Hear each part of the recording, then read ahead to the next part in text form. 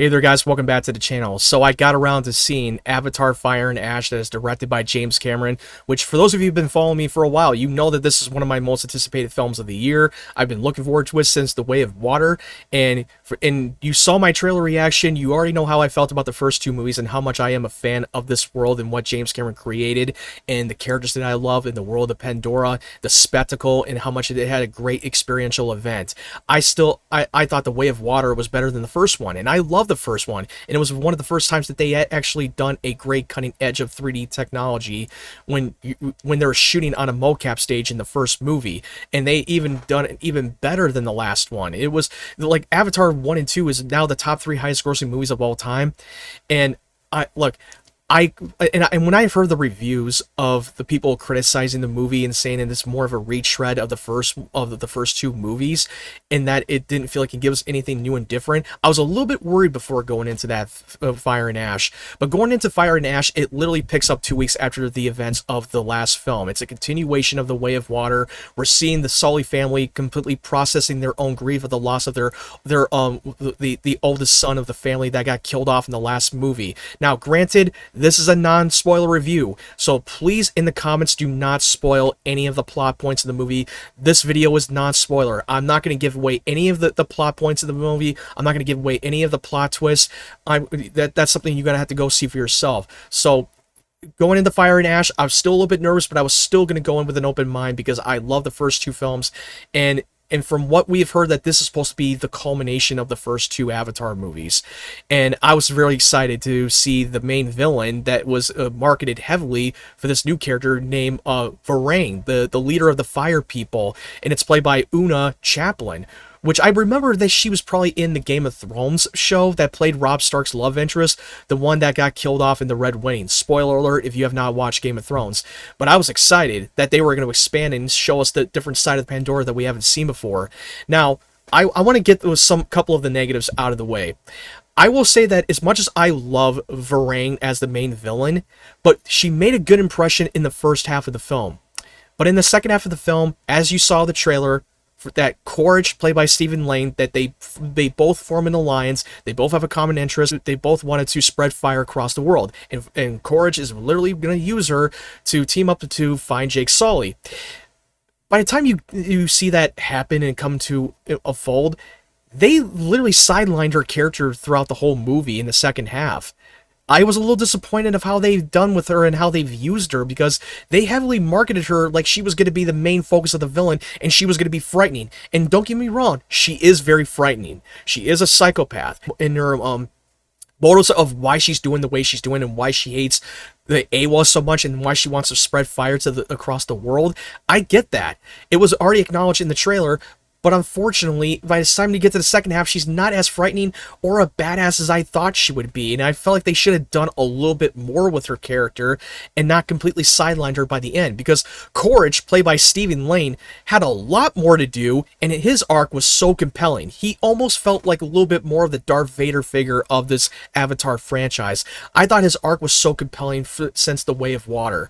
Because he's a character that is living off of the original Courage, his memory, a clone of an avatar, and he's simply still conflicted of what side is he really fighting for, especially when has a son named Spider, played by Jack, a champion, who has a lot more to do in this movie than he did in The Way of Water. He has a big pivotal role, which I won't give away too much, but you kind of suspected what kind of idea that they're going for. And I thought that Spider was pretty great. And also, Spider is aligned with the Sully family. He loves the world of Pandora, he loves the Na'vi, and he loves the Sully family. He practically grew up with their family. And we see Neytiri, played by Zoe Saldaña, she's processing her own grief, and she wouldn't look at a spider the same way that she looks at any other human. She despises the humans, especially everything that they have ever done, especially with Courage being responsible for the death of her father and the death of her son in The Way of Water. And seeing Courage's son, she would not look at him the same way, and she doesn't know how to reconcile with him or even wanting to have him be one of them. And I thought that they did a great job of establishing that arc and how every of the family had to processing their own grief, especially Jake Sully, played by Sam Worthington. His acting is absolutely incredible, especially when he's playing the father. His acting had a lot of improvement over The Way of Water and Fire and Ash. This dude is incredible. And especially when he's now trying to decide whether he should be a soldier or should be the leader of Toramaktu. And what James Cameron did, he definitely delivered the spectacle. He delivered the visual effects, the CGI, the good writing, and making me care about the family. And he increased the stakes and creates the tension. And I thought they did it very well. Now, by the time you get to the end of the movie, they definitely close off the chapter to the first two movies. And they leave the door open for 4 and 5, but it never sets up 4 and 5. It just leaves the door open if they want to come back to this world again.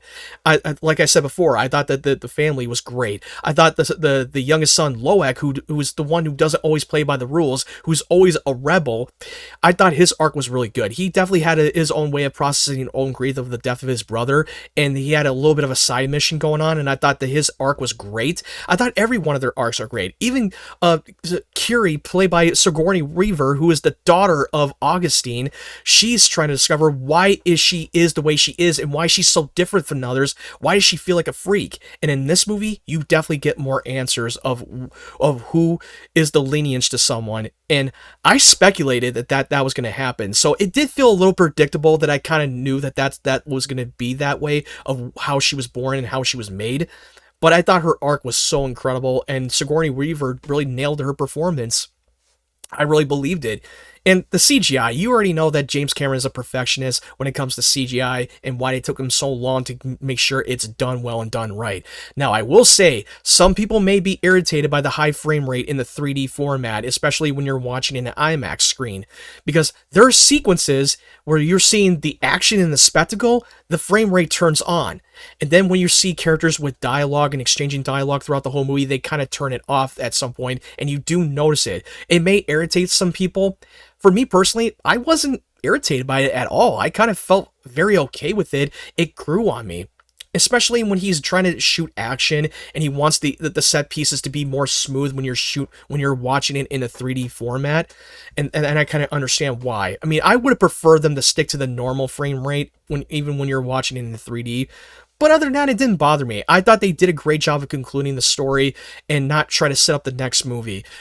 And there were a few moments in the film that with Spider's character that had a lot of like joke one-liners that kind of felt a little cringy at times. I felt like they should have dialed it back down a bit. And I wish that Varang, played by Oona Chaplin, should have had a little bit more to do in the second half and be a little bit more menacing to the point where the characters are not safe. And then by the time you get to the second half, they didn't really do much with her, really.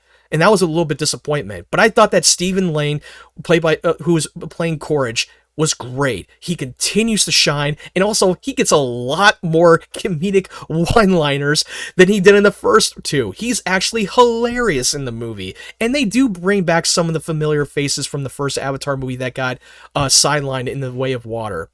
I'm going to say that The Way of Water is still my favorite of the 3 Avatar movies, but I thought that the Fire and Ash was a great closing chapter to the first 2 movies. So if you're someone out there who is looking for something new and different, and something that's going to change everything, that's going to give you something new and different, don't bother, because it's literally a straight up continuation. It's going to give you some familiar things and paying a little homage to the first 2. That's what this movie did. And all I say is temper your expectations. But I still think that this is one of my favorite movies of the year, and I'm definitely willing to see this movie again in theaters. It's worth the experience. The spectacle delivers. It will definitely bring the entertainment. Was it a little too long? Sure, but it didn't bother me. It was a few minutes longer than the last movie, but it did not bother me for one bit. I'm going to give Avatar Fire and Ash a 9 out of 10. Now, guys, what did you think of Avatar Fire and Ash? Have you seen it? Let me know your thought, and leave your thoughts in the comment section below. And like I said before, do not spoil the movie, because this is a non-spoiler review video. And if you do tend to spoil the movie, I'm going to have to delete the comment, because I don't want to ruin it for everyone who has not seen the movie yet. And I prefer you should go see it on an IMAX screen, in my opinion. Now, granted, I have not seen it in Dolby Cinema. I haven't seen it in a different format. I've only seen it in IMAX 3D, the way it was intended to be shown. Thank you guys so much for watching my videos. If you like this review, hit the like button. And if you're new to the channel, make sure you hit that subscribe button. I'm very close of reaching 500 subscribers, so help me get there. I would really appreciate you guys supporting my channel. If you want to follow my social media platforms, the link tree will be down in the description down below. I'm very active on TikTok, Twitter, Instagram. Anyway, thank you guys for watching. I hope you guys have a great day, great evening, wherever you're from, and stay tuned for more of my content.